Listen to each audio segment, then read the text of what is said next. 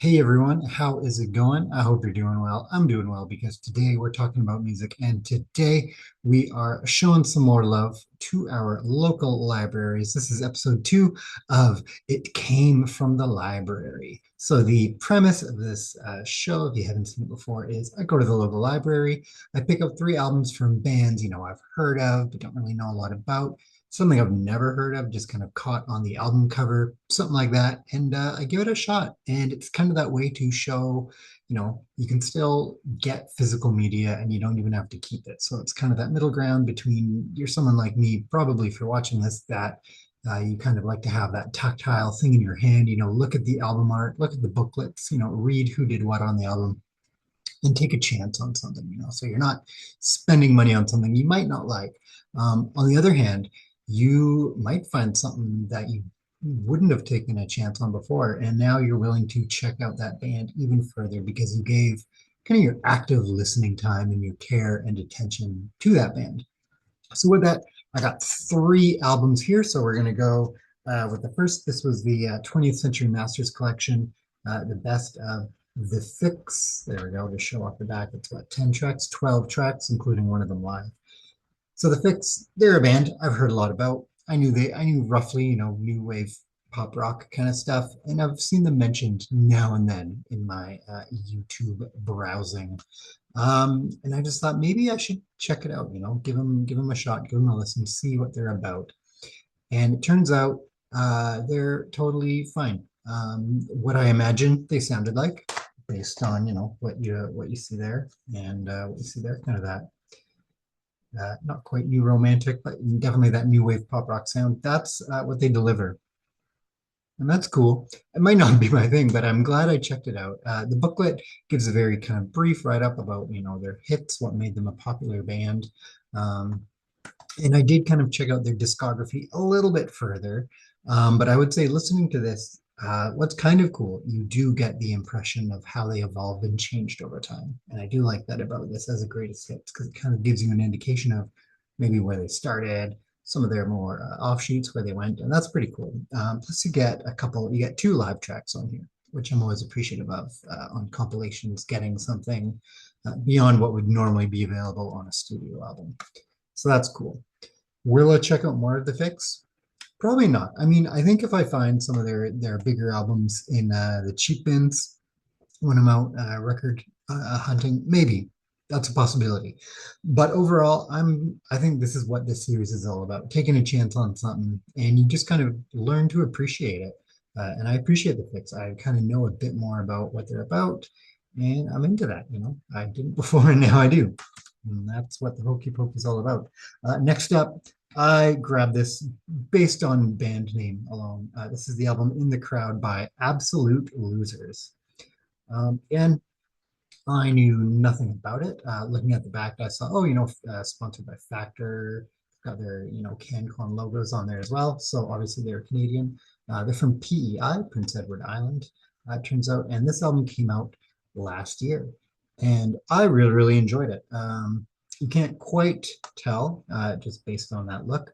Um, they definitely have that Canadiana kind of indie rock sound, not in the 2010s way where it's a 12-piece band playing weird instruments, but in the way that I would describe it as, what if Sloan started a Tom Petty cover band? That's the best way I can put it. Like, what if Sloan were more inspired, because if you listen to the original early Sloan records, you get sort of that jangle pop as well as a lot of that shoegaze influence. So what if we remove the shoegaze? You still have the jangle pop, but we're adding in a little more explicit Tom Petty influence. And that's what you get on here. And you got just a lot of fun tracks on here. Totally a band I'm going to check out more of.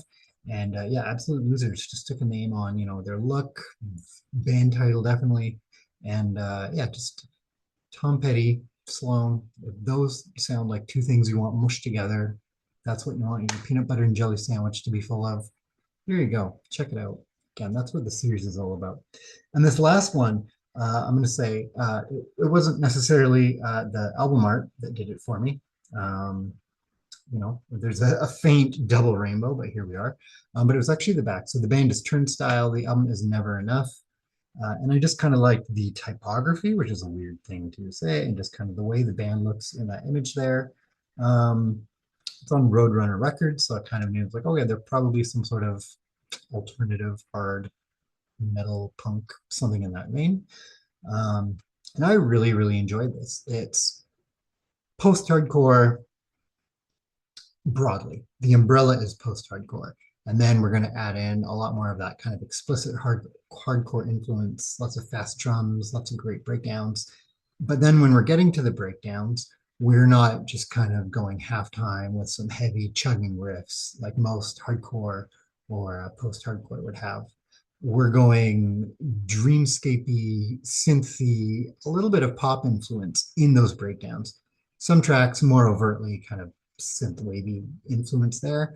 Some more go ahead hardcore, but what this record does super, super well is just blending two things I didn't know would go together, like peanut butter and pickles. You know, peanut butter and jelly, you know those go good together. Peanut butter and pickles, gotta give it a try. Might not be for you, but you know what? Could be a combo. And that's what I found for this is like I don't know how much more I'm going to seek out bands that have this sound. I don't know if it's a new genre that I'm going to dig heavily into now. But for what this is, this album, this is something I'm totally going to, add to my rotation, add to the playlists, maybe, pick it up. It's just super unique. And to me, maybe it's not unique. Maybe there's been tons of bands doing this and I just never knew about it. But to me, Never Enough by Turnstile also came out. Am I lying? Nope, came out last year, 2025. Um, Great albums. And again, I'll just kind of show off the three again. Um, it's just such a cool thing. So like if you've never gone to your library and you're lucky enough to live close to one, it's easy to get a card if you have a permanent address. And even if you don't, they have ways to kind of make sure you can access their systems. Go there. But just peruse, they've got tons of great stuff there by artists you do know and love, but just take a chance on something, right? Um, Again, I've heard libraries described as the anti-algorithm, just because of the very nature of the way they are organized, they can't promote certain things beyond a staff picks shelf. It's organized alphabetically or by genre or by subject or however the system works. So just by that very nature, you kind of have to make that discovery yourself. And that's partly why I love music, partly why I love the library is finding something new you didn't know about. And these three albums here are something new that I'm totally into and really happy to check out. And with that, I kind of want to know if you gone to your library lately, even if it was music, book, video games, whatever else they have in libraries, 3D printed, tools, whatever it is. I want to hear about it. But otherwise, I'll catch you next time.